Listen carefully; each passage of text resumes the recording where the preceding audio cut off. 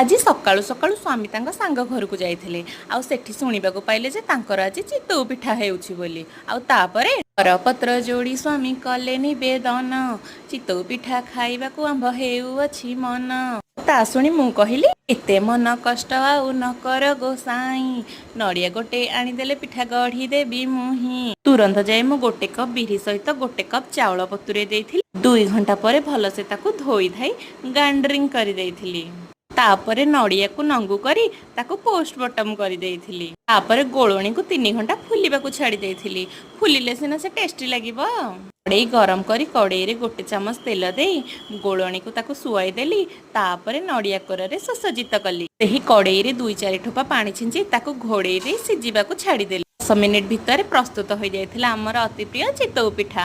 ତାକୁ ନେଇ ସ୍ୱାମୀଙ୍କୁ ଖାଇବାକୁ ଦେଲି। ଆଉ ସ୍ୱାମୀ ଖାଇ କହିଲେ, ୱାଓ କମାଲ କରିଦେଲ ହେ ଜୁଲି।